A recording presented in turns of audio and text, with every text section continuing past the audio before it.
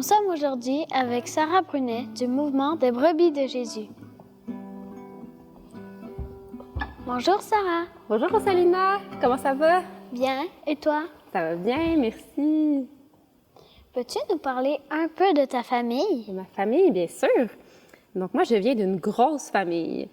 Mon père s'appelle Louis, ma maman s'appelle Josée. Puis j'ai 8 frères et sœurs. Donc on est 5 garçons puis 4 filles dans ma famille. Puis je viens pas d'ici, je viens pas de l'Abitibi, mais je viens de la région de Québec, la ville de Québec. Comment as-tu connu Jésus? En fait, c'est dans ma famille. Donc c'est mes parents, les premiers qui m'ont parlé de Jésus puis qui m'ont amené à l'église aussi. Donc c'est grâce à ma famille. À quel moment de ta vie as-tu connu le mouvement des brebis de Jésus? Eh bien, moi, j'ai connu les brebis de Jésus. J'étais déjà grande. J'avais 19 ans. Donc, j'ai connu les brebis de Jésus parce que j'ai commencé à travailler dans les camps d'été, dans les camps Emmanuel, comme animatrice. Qu'est-ce que celui-ci t'a apporté? C'est une belle question. Ça va d'abord apporter, je dirais, une famille spirituelle. Donc, une famille d'église où je sens que je peux vraiment m'enraciner, que je peux déployer mes talents, découvrir encore plus qui je suis, puis approfondir aussi la parole de Dieu d'une manière vraiment unique. Comment le mouvement des brebis de Jésus a-t-il changé ta vie? Ça a changé ma vie parce que, en fait, c'est ça, c'est devenu vraiment mon lieu d'appartenance, une place où je peux être moi-même, puis où je peux rencontrer le bon berger d'une manière vraiment spéciale. Comment s'est passée ta première rencontre avec sœur Jocelyne? Et ma première rencontre avec sœur Jocelyne, c'était quand même spécial parce qu'en fait, c'était avant que je connaisse les brebis de Jésus. J'organisais un repas avec d'autres personnes de l'Église. Puis, elle était venue. Donc, c'est moi qui lui ai ouvert la porte, puis je l'ai accueillie. Mais je ne savais pas vraiment c'était qui. Puis, elle m'a raconté plus tard que quand elle m'a vue, puis que je lui ai dit bonjour, elle s'est dit dans son cœur, « Ah, c'est une brebis de Jésus. » Donc, c'est comme ça que ça s'est passé, mais moi, je ne savais pas encore c'était qui à ce moment-là. Raconte-nous une anecdote que tu as vécue avec elle. J'ai plein de choses que j'ai vécues avec elle parce que j'ai eu la chance d'habiter à la maison Emmanuel avec elle. J'ai pas une anecdote en particulier, mais je dirais juste sa présence au repas, puis comment elle aimait ça nous raconter des histoires de comment ça se passait avec sa famille, puis comment elle aimait manger du dessert, ou des choses super simples, là, mais puis aussi... une autre chose que je me rappelle, c'est qu'on faisait des soirées de chants, puis on chantait des fois des chants en espagnol ensemble, puis elle aimait vraiment beaucoup ça. Voilà. Décris-nous, comment était la fondatrice? Vraiment à l'écoute. Elle était vraiment aussi une personne qui était très forte, très solide. On pouvait s'appuyer sur elle. Puis c'était quelqu'un que quand tu étais avec elle, tu avais l'impression d'être la personne la plus importante au monde. Comment elle nous écoutait. C'était vraiment unique, là, la manière qu'elle nous accueillait. Donc, oui, c'est ça. Qu'est-ce qu'elle a laissé en toi? Je pense qu'elle a laissé en moi le désir d'aimer Jésus, puis d'être proche de lui toujours, d'être unie à Jésus tout le temps. Tout en cheminant avec les brebis de Jésus, tu as reçu un autre appel. Peux-tu nous parler de celui-ci? Bien oui, bien sûr. Donc, en fait, c'est avant de cheminer avec les brebis de Jésus que j'ai d'abord entendu cet appel. Donc, cet appel, c'est de devenir une consacrée, donc de consacrer ma vie à Jésus, de devenir toute à lui en étant religieuse. Puis, c'est ça, j'ai cheminé avec différents groupes, puis à un moment donné, dans les brebis de Jésus, j'ai vraiment senti que c'était cet endroit-là que je pourrais donner toute ma vie à Jésus, lui appartenir complètement. Qu'est-ce qui vous différencie des autres communautés? Donc, notre communauté, c'est les Sœurs de l'Agneau. Donc, notre particularité, c'est qu'on est une communauté dans un mouvement qui s'appelle les Brebis de Jésus. Donc, on est des consacrés, mais dans le mouvement des Brebis de Jésus. Il y a aussi les Servantes de l'Agneau. Mais nous, les Sœurs de l'Agneau, on habite ensemble. Puis, une de nos missions principales, c'est servir le mouvement des brebis de Jésus de différentes manières.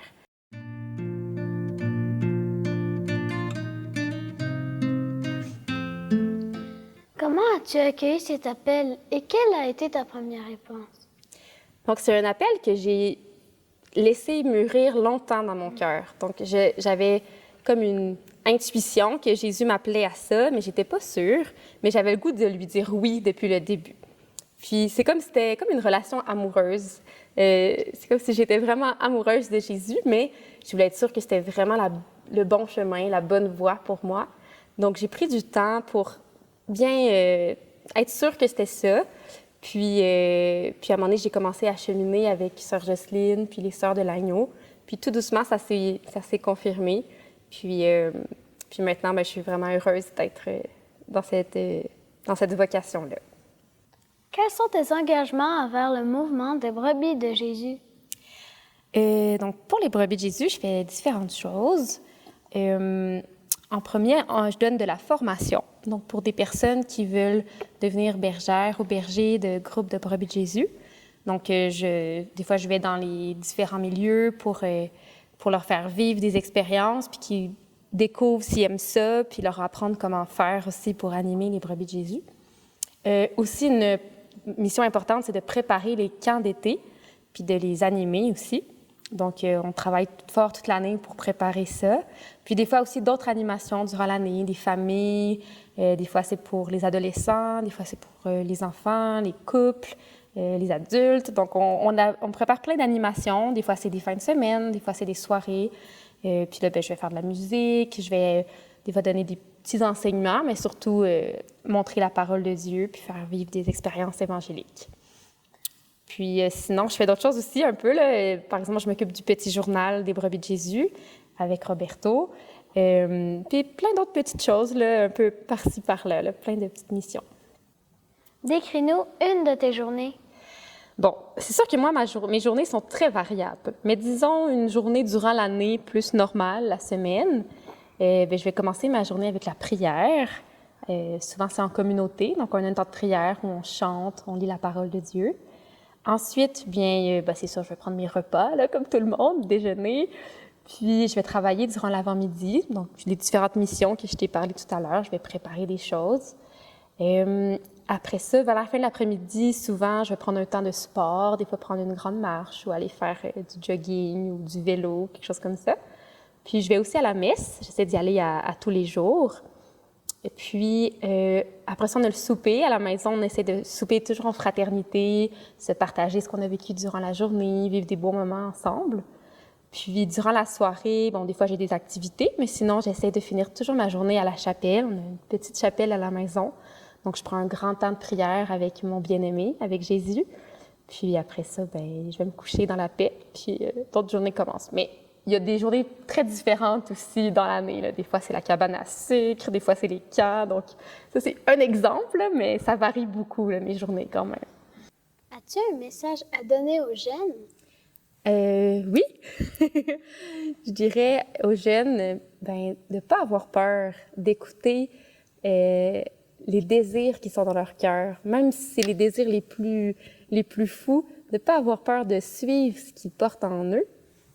Puis, il y a un chant que j'aime beaucoup là, qui parle de... c'est pas moi qui l'ai composé, là, c'est un de mes amis, mais dans le couplet, ça parle de l'appel de Dieu, puis ça me rejoint beaucoup. Puis dans le refrain, c'est Jésus qui nous parle, puis il nous dit « Va, ne crains pas, suis mon chemin, n'aie peur de rien. » Fait que si tu veux, j'aimerais ça te le chanter. Bien sûr. OK. Tu peux me tenir mon cahier, si tu veux. Le Seigneur m'a appelé, il a prononcé mon nom, et sa voix a fait vibrer mon cœur. C'est bien moi, dit mon berger, je te souhaite la paix, n'aie plus peur, tu es mon bien-aimé. Il a mis dans mon cœur son amour, il a transformé mes peurs en joie. Il me dit, je t'aime plus que tout. Je serai toujours auprès de toi. va, ne crains pas. Suis mon chemin, n'aie peur de rien. Je suis avec toi, va, ne crains pas, car ton chemin est entre mes mains. Je suis avec toi, ne crains pas. Je suis avec toi. Merci beaucoup, Sœur Sarah, pour ta présence dans le mouvement de brebis de Jésus. Merci beaucoup, Rosalina. De nada. Il me dit, je t'aime plus que tout. Je serai toujours auprès de toi. Va, ne crains pas, suis mon chemin, n'aie peur de rien. Je suis avec toi, va, ne crains pas, car ton chemin est entre mes mains. Je suis avec toi, ne crains pas. Je suis avec toi.